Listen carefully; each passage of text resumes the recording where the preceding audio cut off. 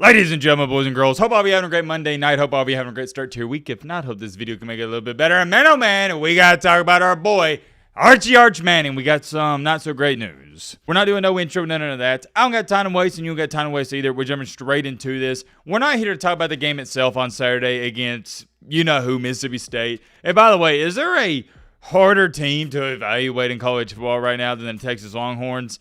I don't think so. They're 6-2, but it feels like they should have lost a couple games. They should have lost the one this most recent week in Mississippi State. They choked that one away, and they should have lost against Kentucky. But at the same time, I do got to clap it up, and I do respect them showing resiliency, them having the fight to come back in those games. They didn't give up. A win is a win. I don't care if you're playing two of the worst teams in the SEC. It's hard to win in the conference, and it's especially hard to win on the road. We know this. So I do want to give Texas a ton of credit for bouncing back in the game against State, but I think we can all agree they're not playing very good football. And a lot of that has to do with our boy Arch Manning. He hasn't been too hot himself, but at the end of the game, in an overtime against Mississippi State, he was dang near flawless. He was on a roll. He was on fire. But in overtime, when he was scrambling, he took a nasty hit, and he never returned to the game. Matthew Caldwell came into the game to back up. I love him, and we're going to talk about maybe they got a little quarterback controversy there in just a second.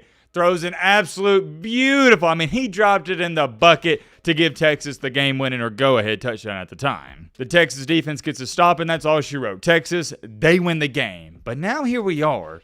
Arch Manning, it's not looking too good for him, and here's what I'm talking about. For those of you who don't know what the injury was for Arch Manning when he was in the medical tent, it was a concussion. Fast forward time into Monday, our current date, Manning is still in concussion protocol. According to Pete Thamel, one of our reliable sources on the channel, he didn't practice Monday due to him being in the protocol. Here's what Sarkisian had to say in the press conference about his backup quarterback. Well, I think that the good thing for Matt, he's a very even-keel guy. I thought he had a great practice today. I think the players have a lot of confidence in him. I think it's his maturity, his approach. You know, he's very engaged, even when he doesn't play. If you ever watch our sidelines during the game, Caldwell is probably the most engaged player on our sidelines. He's always picking guys up, offense, defense, special teams, and so that he's got a really good relationship with the guys. It's not like, who is this guy? He's in a lot of guys' faces celebrating with them. So the guys feel comfortable. Today felt very comfortable and very normal day. I thought that the bigger thing for today was that KJ Lacey got reps with the twos, and I think they had a typo here. I thought that, they put that twice, was really good for him. Going back to Caldwell, Sarkisian said, he's a guy that has been in a variety of systems. He has athleticism, and he throws a really good ball. What I liked about him on his visit, the biggest thing was just his demeanor,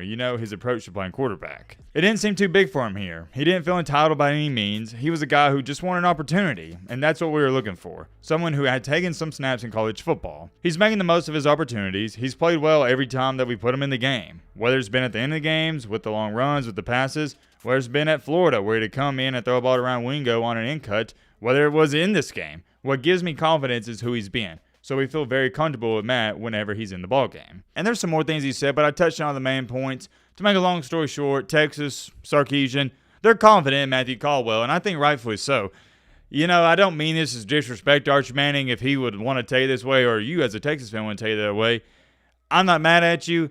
There's not a big drop-off. Caldwell and Manning, they're 1A, 1B. Manning, he has sucked it up this entire season. Yeah, he's had his spurts of greatness, but that's the problem. That's all it's been. Spurts. It's not consistent. If you were to look up the definition of inconsistent, there'd be a picture of Arch Manning right next to it. I'm going to show you all this chart I saw on Twitter. A Texas fan, they made it. You see it right here. So all you need to know is, I don't want you to get confused, the white is on target percentage below average. So if there's a white bar, not good. The orange bar is on target percentage above average. In other terms, the bigger the orange, the better. The lower the white, the worse. Do you see how it's white, orange, white, orange, white, orange, white, orange, back to back to back?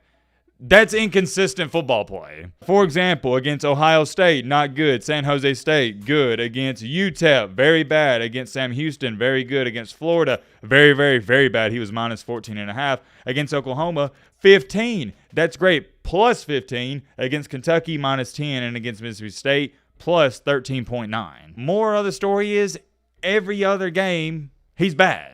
Why'd I bring that up, though? It's not because I'm trying to crap on him. I'm just trying to explain to you, like this Texas account, they made this graphic, I didn't, is trying to tell everyone, hey, he's just inconsistent. He's not reliable. And what does that mean for Texas? If Arch Manning can't give it a go this Saturday against Vanderbilt, I don't think it's that big of a deal. Have you seen Caldwell when he's went in there? In the huge moments against Florida, he threw a seed. I'm talking about an absolute seed, a rope, whatever you want to call it, that kept the game alive. They take him out, and what does Arch Manning do? He gets sacked. I think it was on back-to-back plays. He lost the game for him. And this most recent weekend, Arch Manning, he did good against, whatchamacallit, I was wanting to call him A&M. No, against Mississippi State. But Caldwell, he comes into a game 2nd and 6 and throws one of the best passes you're ever going to see. Caldwell can play, man. He can play. I said this a few weeks ago. I still believe it. It's not going to happen because of politics, propaganda, the narrative, NIL, all that stuff. Not going to get into it too much. But Matthew Caldwell is better than Arch Manning, from what I've seen up until this point. The only thing that makes Manning half decent is his dual threat ability. Outside of that, no. He's not a starter at a team